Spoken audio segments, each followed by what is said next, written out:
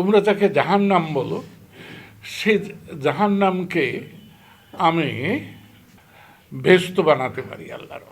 এই যে ৭৬ দিন জেলে ছিলাম, কি আনন্দে ছিলাম বুঝাতে পারবো না। আমি কিন্তু মানুষের মধ্যে খুব, এই যে কালিহাতিতে ঢোকার পর থেকে এলেঙ্গার থেকে শুরু করে যেখানে এই যে দিক দিয়ে যাচ্ছি, মানুষ খুব যখন বলছে, জিজ্ঞাসা করছে দাদা কি করবেন, আমি বলছি যে হ্যাঁ, তোমাদের আশা আকাঙ্ক্ষার সঙ্গে আমি একমত পোষণ করি, নির্বাচনে প্রার্থী। সবাই আলহামদুলিল্লাহ বলছে, তো আমিও বলছি আলহামদুলিল্লাহ। জীবন মানেই তো যন্ত্রণাও অনেকে বলে, আমি তো বলি জীবন মানে আনন্দ। যন্ত্রণার মধ্যে আনন্দ খুঁজে পেতে যে না পারে, তার তো জীবন নাই। আমি একজন জীবনবাদী মানুষ।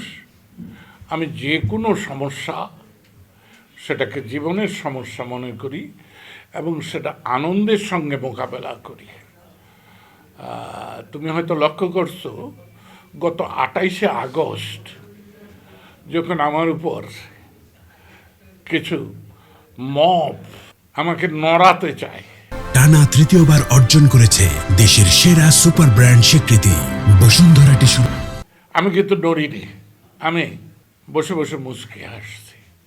নজরুল ইসলাম, মানে কবি নজরুল ইসলাম, তার কবিতার একটা লাইন আছে, আমি জাহান্নামে বসে পুষ্পের হাসি হাসি। তো আল্লাহর রহমতে আমার এই দীর্ঘ জীবনে তোমরা যাকে জাহান্নাম বলো, সে জাহান্নামকে আমি বেহেশত বানাতে পারি আল্লাহর। এই যে ৭৬ দিন জেলে ছিলাম, কি আনন্দে ছিলাম বুঝাতে পারবো না। কারণ কোনো টেলিফোন নাই, কি আরাম। বিশ্বাস করে বহুদিন যাবৎ টেলিফোন ছাড়া যে চলা যায় এটা আমি বুঝিই নাই, কিন্তু ৭৬ দিন জেলখানায়। আবার কিন্তু একটা সরকারি আইন আছে, সপ্তাহে না ১৫ দিনে পরিবারের সঙ্গে কথা বলা যায়। আমি সেটাও রাজি হইনি। আমি যে না, আমি কোনো কথাই বলবো না। টেলিফোনের হাত থেকে যখন বাঁচছি, তখন এই কয়টা দিন নিজের মধ্যে থাকি।